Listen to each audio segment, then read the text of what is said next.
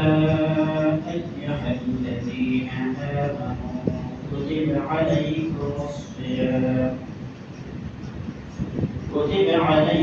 الصيام كما كتب على الذين من قبلكم لعلكم تتقون.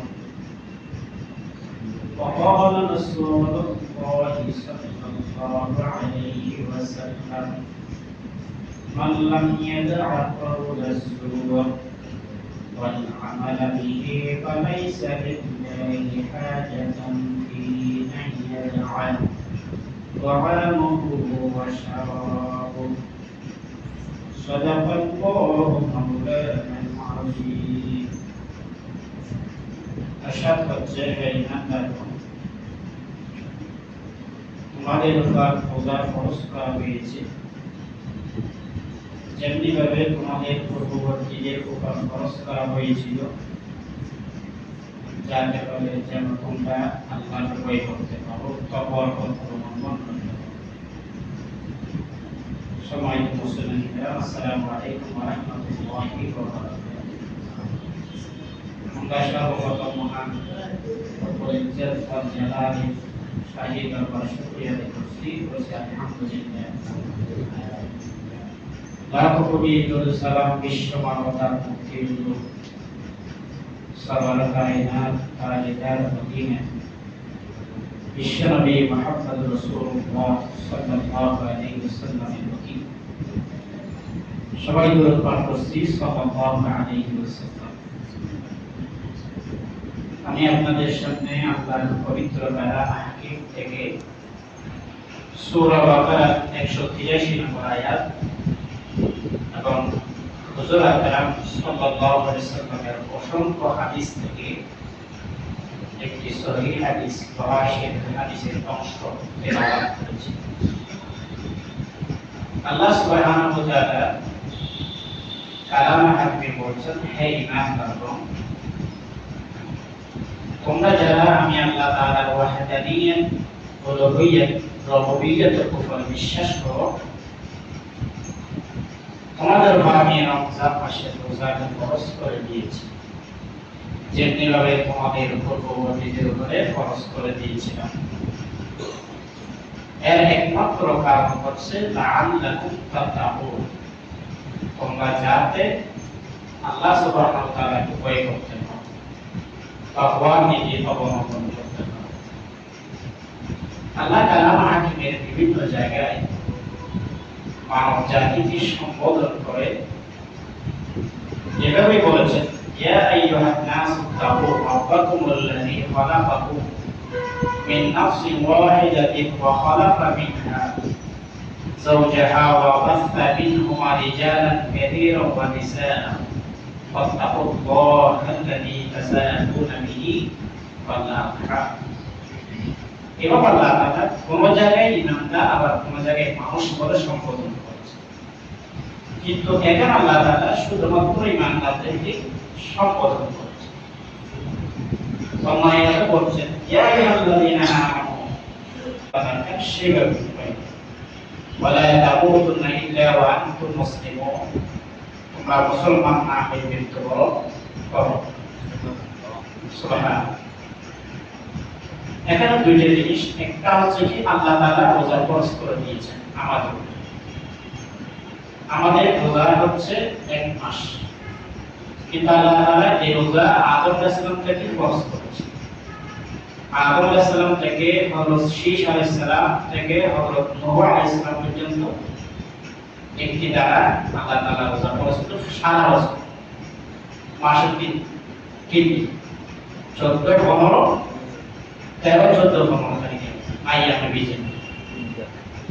এরপরে আল্লাহ সুবহানাহু ওয়া তাআলা হযরত জিবরাইল আলাইহিস সালাম থেকে আরেকটি দ্বারা রোজা ফরজ করেছেন, সেটা হচ্ছে ইব্রাহিম আলাইহিস সালাম থেকে হযরত মূসা আলাইহিস সালাম পর্যন্ত আইয়ামে তাশরীকে জিলহজ মাসের 1 থেকে 10। এটা চলছিল 1300 বছর পর্যন্ত।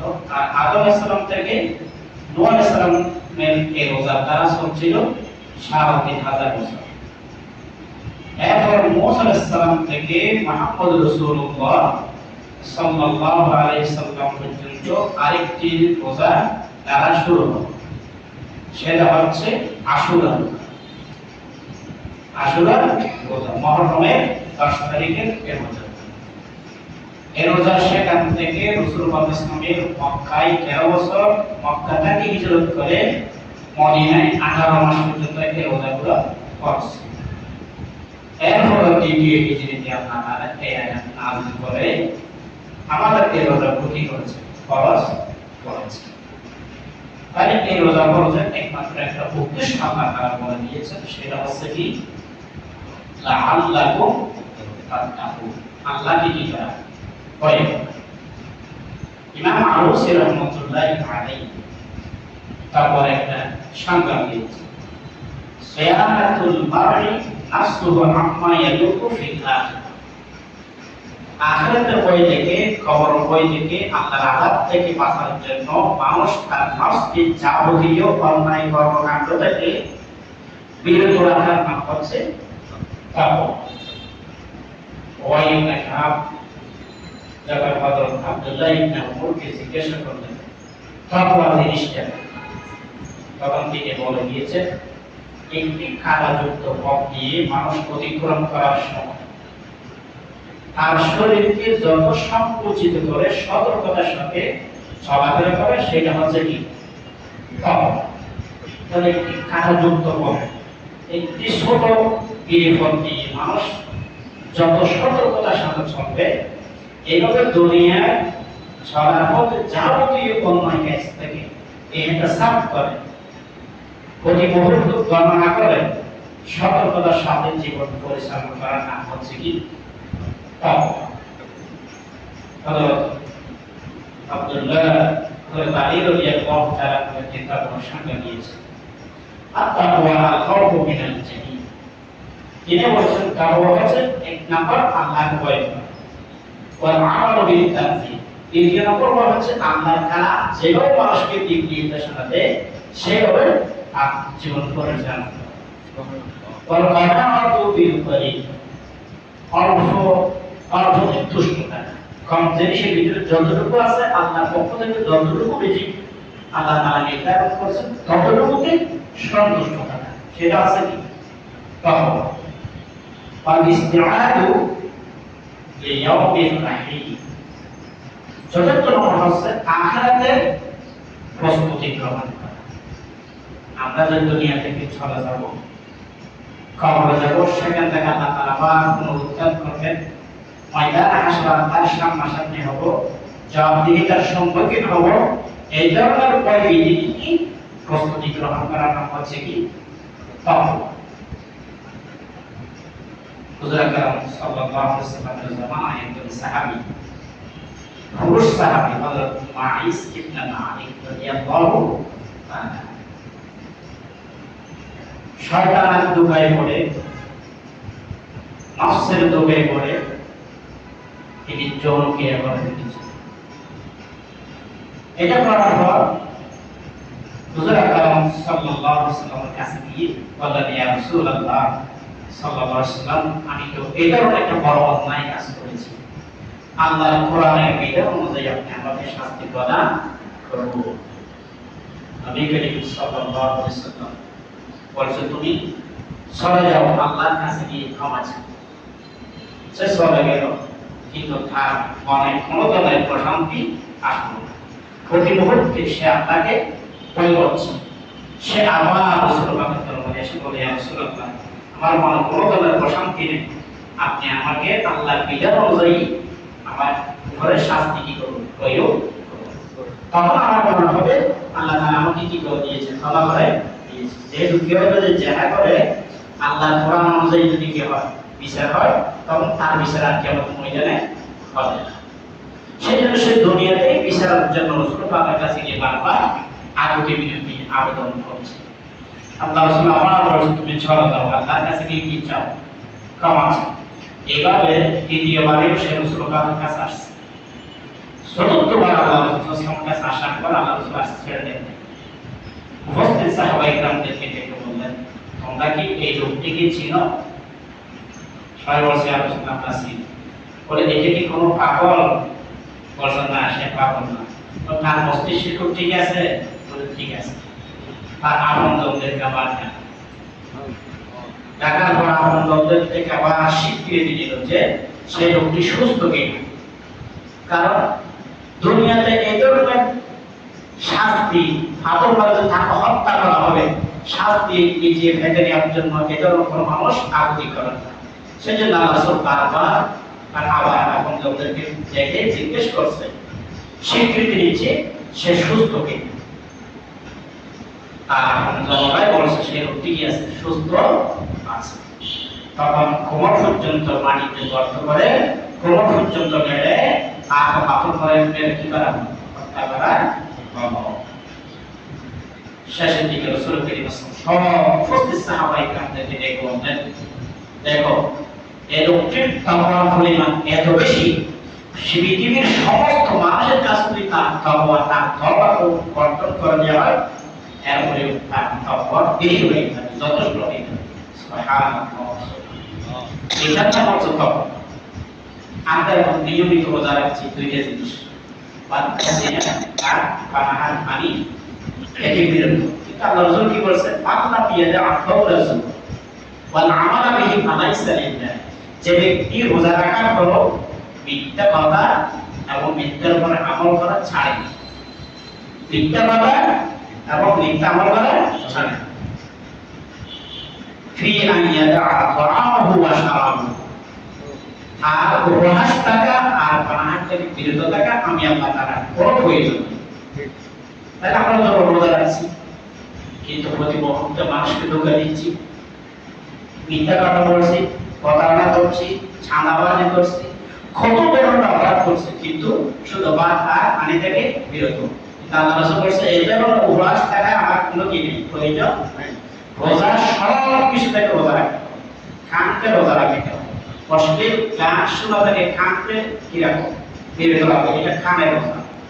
অবৈধ জিনিস দেখা থেকে চোখকে বিরত রাখো, এটা চোখের রোজা।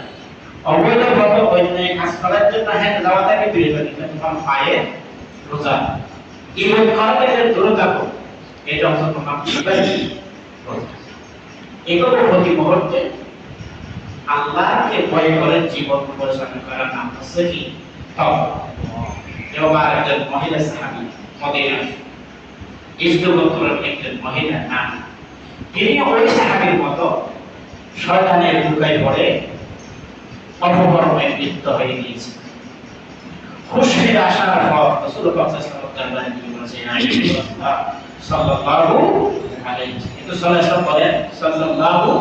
আলাইহি ওয়াসাল্লাম আম সাল্লা আলাইহি ওয়াহিদাতান সাল্লাল্লাহু আলাইহি আশারা হাসানা, একবার দরুদ শরীফ পড়লে আল্লাহর পক্ষ থেকে 10 বার কি হয়, রহমত নাযিল হয়। আল্লাহ রাসূল নামশোর সাথে সাথে দরুদ শরীফ পড়তে। ওই নারী রাসূল পাকের কাছে গিয়ে বলছে, ইয়া রাসূলুল্লাহ সাল্লাল্লাহু আলাইহি ওয়াসাল্লাম, আমি নফসের কারণে, নফসের চাহিদা পূরণের জন্য, যৌন চাহিদা পূরণের জন্য অপকর্মে লিপ্ত হয়ে গিয়েছি। ইয়া রাসূলুল্লাহ, আপনার কোরআনের বিধান অনুযায়ী আপনি আমাকে কি করুন, শাস্তি প্রদান করুন। আল্লাহ রাসূল তাও বলছে, তুমি ফিরে যাও, আল্লাহর কাছে গিয়ে কি চাও, ক্ষমা চাও। মহিলাটি বারবার রাসূলুল্লাহকে আবেদন করছে, ইয়া রাসূলুল্লাহ, আপনি আমাকে কি করুন, আল্লাহর বিধান অনুযায়ী কি দাও, শাস্তি প্রদান। তখন আল্লাহ রাসূল জিজ্ঞেস করছে, তুমি যে যৌন ক্রিয়া করছো, ওই যৌন ক্রিয়া থেকে কোন গর্ভপাত হয়েছে, গর্ভবতী হয়েছে কিনা? মহিলাটি বলছে, ইয়া রাসূলুল্লাহ, আমি গর্ভবতী হয়েছি। আল্লাহ রাসূল বলছে, তুমি ফিরে যাও, তোমার 10 মাস পর সন্তান প্রসব করার পর তুমি আমার কাছে ফিরে আসো। 10 মাস পর্যন্ত সেই মহিলা আকুতি বিরতি আল্লাহর ভয় প্রতি মুহূর্তে খাবার দাবার সব কিছু ছেড়ে দিয়ে যখন বাচ্চা প্রসব হয়েছে, তখন রাসূল পাকের দরবারে বাচ্চাকে নিয়ে আবার এসেছে। বলছে, ইয়া রাসূলুল্লাহ, আমার বাচ্চা কি হয়েছে, প্রসব হয়েছে, এখন আপনি আমাকে কি দেন, শাস্তি। আল্লাহ রাসূল বলেন, ওয়া ফিসালুহু আমাইন, বাচ্চা তো 2 বছর দুধ পান করার অধিকার আছে। সালাতুনা শাহরা, অথবা 30 মাস দুধ পান করা দিয়েছে অধিকার আছে। এখন শাস্তি প্রদান করা যাবে না, তোমার বাচ্চা যেদিন দুধ ছাড়বে সেদিন তুমি আমার কাছে আসো। আবার 2.5 বছর পরে বাচ্চার হাতে একটা রুটি দিয়ে মহিলাটি রাসূলুল্লাহ দরবারে আসলেন, বললেন ইয়া রাসূলুল্লাহ, আমার বাচ্চা এখন কি খাচ্ছে? রুটি খাচ্ছে, এখন আপনি আমাকে কি দেন? শাস্তি। আল্লাহ রাসূল উপস্থিত সাহাবায়ে কেরাম দেখে বললেন, এমন কেউ আছো কি এই বাচ্চার দায়িত্ব নিতে পারবে? একজন সাহাবী দাঁড়িয়ে বলে, ইয়া রাসূলুল্লাহ, আমি নিব। আর হযরত খালিদ বিন ওয়ালিদকে ডেকে বলল, এই মহিলাটিকে কোন পর্যন্ত গেলে সবাই পাথর মেরে কাটি দিত, হত্যা করে। তাকে পাথর মারা হচ্ছে, পাথর মারা হচ্ছে। হযরত খালিদ বিন ওয়ালিদ আর একেবারে কাছে গিয়ে মাথায় একটা পাথর মেরে মাথা থেকে রক্তের ছিটকা হযরত খালিদ বিন ওয়ালিদের গায়ে ছিটকা আসলো। খালিদ বিন ওয়ালিদ হেসে বলল, ঠাকুর আমার গায়ে আছে। সাথে সাথে আল্লাহ রাসূল সাল্লাল্লাহু আলাইহি ওয়াসাল্লাম বলেছেন, হে খালিদ, তুমি কি জানো যদি দুনিয়ার থাকা অবস্থায় এমন একজন নারীকে দেখতে চাও, জান্নাতি নারীকে দেখতে চাও, কে নারীকে? সুবহানাল্লাহ। এটা হচ্ছে আল্লাহর ভয়। এটা কি? আল্লাহর ভয় করার জন্য। আল্লাহু তাকওয়া। এভাবে আল্লাহকে কি করা? ভয়। প্রতি মুহূর্তে মান সামা রমাদানা ঈমানান ওয়া ইহতিসাবান গুফিরা লাহু মা তাকাদ্দামা মিন যামবিহি। আল্লাহ রাসূল বলছে, যে ব্যক্তি রমজানে রোজা এইভাবে অতিবাহিত করে, ঈমানান ওয়া ইহতিসাবান, ঈমানের সাথে ইহতিসাব করে। ইহতিসাব মানে প্রতি মুহূর্তে সে সতর্ক থাকে। একটা গেছে, একটা কিছু আমার কোনো গুনাহ হয়েছে, কারো কি ভুল করছে কি, এভাবে দিনটা কি অতিবাহিত করে, গুফিরা লাহু মা তাকাদ্দামা মিন যামবিহি। আল্লাহ তাআলা তার জীবনের সমস্ত গুনাহ কি করে দিবেন? মাফ করে দিবেন। এটা হচ্ছে তাকওয়া। আল্লাহ তাআলা আমাদেরকে এইভাবে তাকওয়ার সাথে রোজা রাখার তৌফিক দান করুন। আমিন। আসসালামু আলাইকুম ওয়া রাহমাতুল্লাহি ওয়া বারাকাতুহু। আল্লাহর কাছে দোয়া করি। اللهم آمين. الحمد لله رب العالمين والصلاة والسلام على سيد المرسلين وعلى آله وأصحابه أجمعين. ربنا آمين. فرجنا আমরা গুনাহগার বান্দা। তোমার মহান ঈশান তারপরে পবিত্র মাহে রমজান মুবারক মাসে ইফতারের পূর্ব মুহূর্তে তোমার দরবারে হাত তুলেছি। আল্লাহ তাআলা আমাদের জীবনের সমস্ত গুনাহ মাফ করে দিও। আল্লাহ তাআলা আমাদেরকে মান একদম দেওয়ার নিজের মধ্যে শামিল করে দিও। আমিন। আমাদের অন্তর্মধ্যে আল্লাহ তাআলা পয়দা করে দিও।